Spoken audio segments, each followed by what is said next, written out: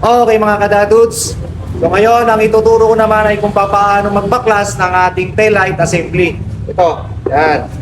So swerte tayo dahil meron tayong dalawang unit dito. So meron tayong Toyota Wigo, and dito naman sa kabila, Hyundai Ion. So same lang naman ang pagbaklas ng dalawa na yan. Okay? Nagkaiba lang sila sa tools na gagamitin. So swerte rin tayo dahil pinayagan tayo ng aming kliyente na gawan ng vlog. Kaya ngayon, tuturo ko sa inyo. Okay? So sa video na to mga kadadudes, tatlo magiging topic natin. So yung una ay kung paano magpalit nitong assembly. So let's say nabasag, so makikita nyo kung paano palitan.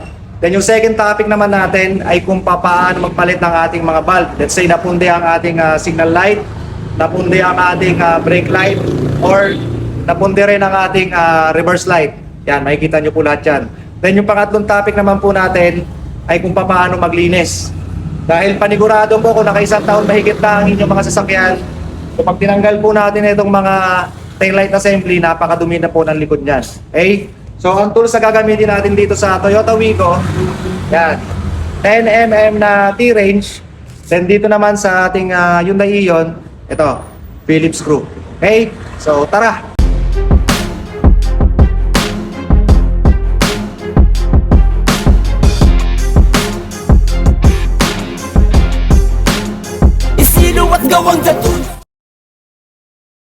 Okay mga kadadods, ngayon buksan natin tong Wigo.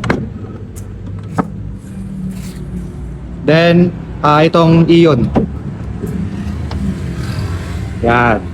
So sa pagbaklas ng ating taillight assembly ng Toyota Wigo, meron po siyang dalawang bolt dito, 10mm na bolt.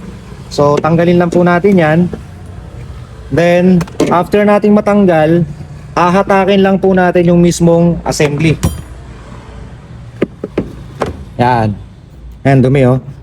Then, tatanggalin natin yung socket dito. Yan.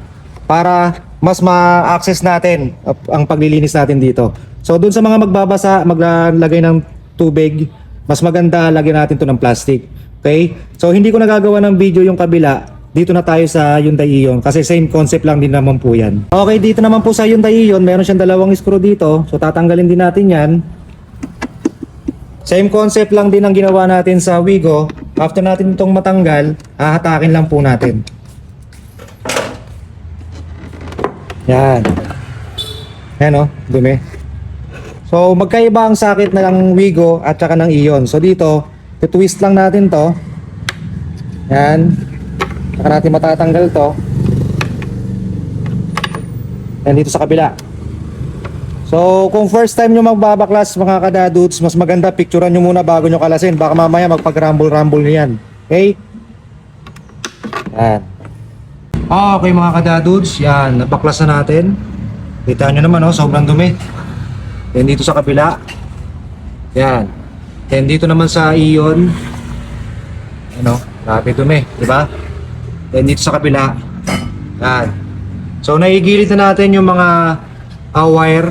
So ngayon, lilinisan na natin siya. At gawang dadudes lang ang sakalam, mekaniko namin the best. At alam nyo yan, ang dami nang gustong gumaya sa original. Kasi di na matapatan, nag-iisa lang. Pag-usapan ay makina, walang dapat at pag-usapan malala na. Pero pagsipat na doon baliwalayan. Kasi easy lang sa amin ang sabi nyo na malalayan. Di nyo na malayan, parang bago na pag nahawakan. Kasi nga iba kapag sinamahan ng puso, alagang dekalidad. Kami ang pasimunong bata pa o may edad. Ang auto nyo mababago bago pa maging problema. Check na naka-abiso, mahalaga ang piso. Amin tututumbasan 100% sa bisyo. Kulang higit pa dyan, pagkawang dados walang kliyenteng dinasiyahan. Kadalasan sa una kaya pabalik-balikan. Sino at gawang dados. Okay mga kadadudes, yan, kita nyo naman, di ba?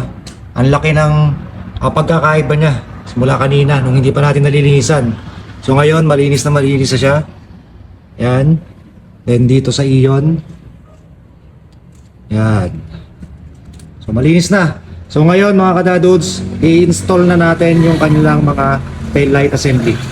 Okay mga kadadudes, sa pagbalik naman itong ating taillight assembly, so meron siyang dalawang guide dito. Yan. So itututok lang po natin yan dito. So tulad nga po ng sabi ko kanina, kung sakasakali man po na ito ay mabasag or matrasan, ang pagpalit po niyan ay isang buong assembly. May kasama na po nito. So tatanggalin nyo lang po sa socket yan. Then ikakabit yung bago. Yan. Then tututok po natin dito. Yan, dalawang guide na yan. So after natin may tutok guys, tutulak lang po natin. Yan.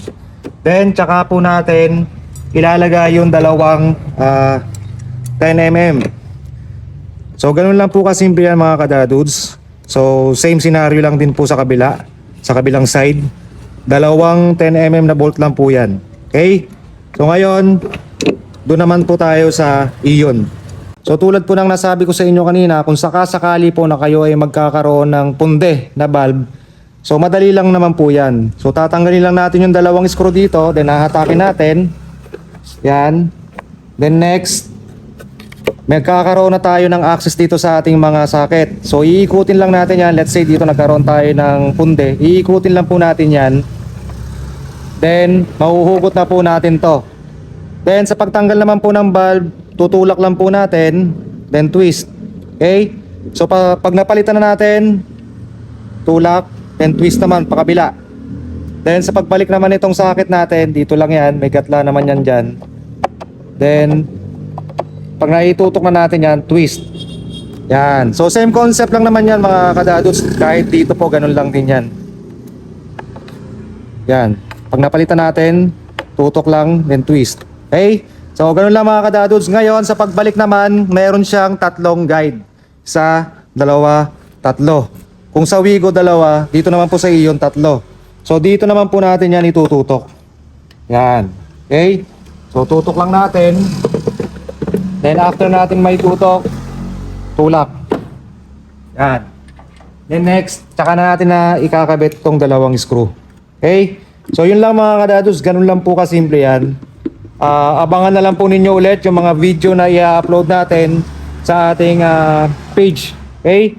So muli mga kadadudes, maraming salamat po. Sino at gawang dadudes ang itubara? Kilala kaya ang